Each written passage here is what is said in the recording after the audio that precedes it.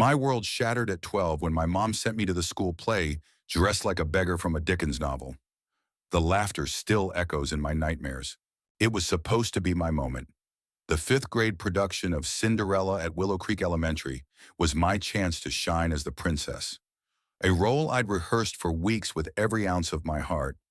I'd memorized every line, practiced every curtsy, and dreamed of the sparkly gown I'd wear under the stage lights. My classmates would finally see me Lily Harper, the quiet girl who faded into the background as someone special. But when the big day arrived, Mom handed me a costume that looked like it had been dragged through a thrift store dumpster. A patched-up brown dress, frayed at the hem, with a stained apron and a scarf that smelled faintly of mothballs. "It's authentic," she said, her voice tight, avoiding my eyes. Authentic, I was supposed to be a princess, not a street urchin. I stood in front of the mirror, my dreams unraveling with every mismatched stitch. "Mom, this isn't right," I pleaded, my voice cracking. "I'm Cinderella. I need a gown." She sighed, her hands trembling as she adjusted the scarf. "Lily, we can't afford a fancy dress. This is what we have. You'll make it work." Her words stung, but it was the look in her eyes, exhausted, defeated, that stopped me from arguing. I didn't know then about the bills piling up, the late-night shifts she worked, or the sacrifices she made just to keep food on the table. All I knew was that I was about to face my entire school looking like a reject from a rummage sale. The walk to school felt like a march to my execution. My best friend, Mia, was waiting at the gate, her jaw dropping when she saw me. "Lily, what is that?" she whispered, her eyes wide with pity. I wanted to disappear. "It's Mom's idea of a costume," I muttered, pulling the scarf tighter around my head. Mia, dressed in her perfect fairy godmother outfit, complete with glittery wings, squeezed my hand. "You're still gonna kill it," she said, but her voice lacked conviction. I could already hear the whispers as we entered the auditorium. Kids pointed, snickered, and snapped pictures with their phones. By the time I reached the backstage area, my cheeks were burning, and my script was crumpled in my sweaty hands. The play began, and I hid in the wings, watching the other kids glide across the stage in their dazzling costumes. The stepsisters, played by Sarah and Chloe, wore gaudy dresses that screamed rich villain, their smirks practically scripted. The prince, Ethan, looked every bit the hero in his velvet cape. And then there was me, the supposed star, dressed like I'd crawled out of a gutter. When my cue came, my legs felt like lead. The spotlight hit me, and the audience erupted not in applause, but in laughter.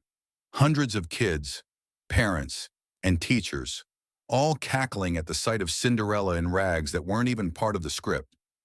I froze, my lines vanishing from my mind. Sarah, ever the opportunist, leaned in and hissed, "Nice dress, beggar girl." The laughter grew louder. I don't know how I didn't run off stage.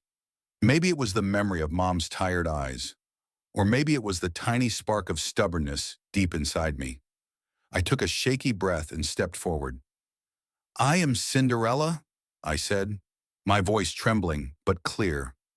The audience quieted, expecting me to falter, but I kept going, pouring every ounce of my hurt into the words. I wasn't just reciting lines, I was telling my story.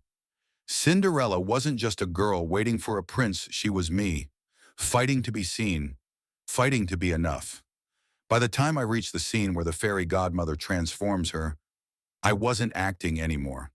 I was begging the universe for a chance to prove myself.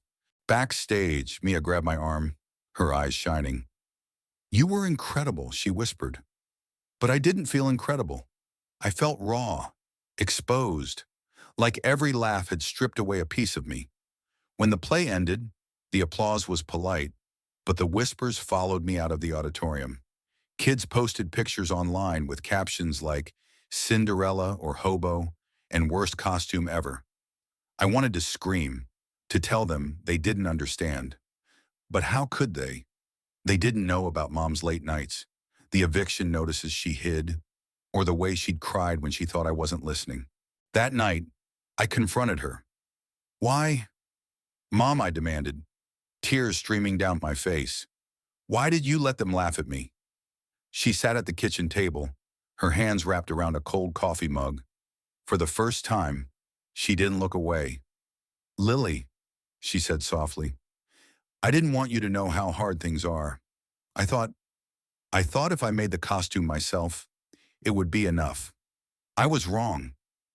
Her voice broke, and I saw it the weight she carried, the shame she felt.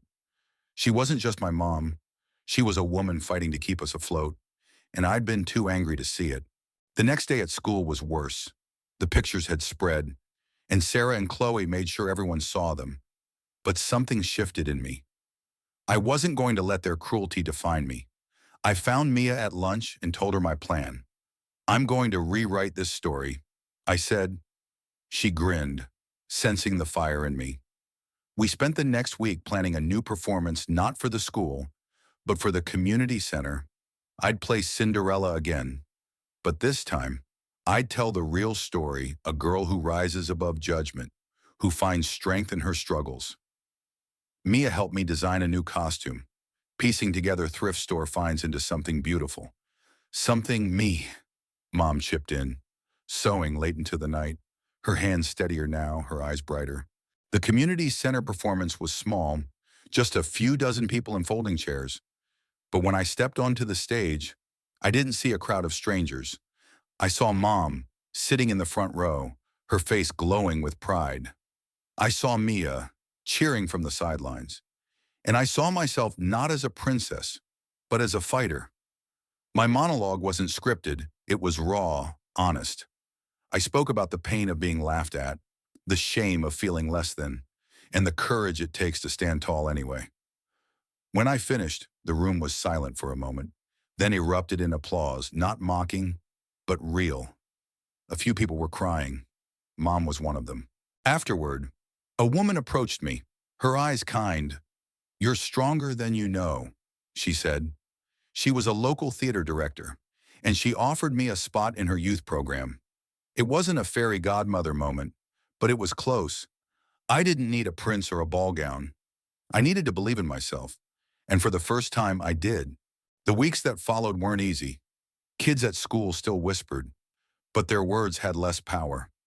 I started talking more, sharing my story with anyone who'd listen. I learned that Mom wasn't the only one struggling. Other kids had their own battles, their own costumes that didn't fit. We started a club at school, a place to share stories and lift each other up. Sarah and Chloe never joined, but they stopped laughing. Maybe they saw something in me they hadn't before, or maybe they just got bored. Either way, I didn't care. Looking back, I realized that night on the school stage wasn't my lowest moment. It was my beginning. The rags weren't just a costume, they were a mirror, showing me who I could be when I chose to stand up. Mom and I grew closer, too. We talked more, not just about bills or school, but about dreams, fears, and the kind of people we wanted to be. She wasn't perfect, but neither was I. We were both learning. This story isn't just mine, it's for anyone who's ever felt laughed at, judged, or less than. It's for the kids in costumes that don't fit, for the parents who try their best and fall short, for the communities that can choose to tear down or build up. So, what do you think? Was I wrong to be angry at Mom? Or was she wrong to send me out in those rags? Where do you draw the line between intention and impact? Between personal struggle and public judgment? Share your thoughts, because stories like this don't end on the page. They live in the conversations we have, the choices we make, and the courage we find to keep going.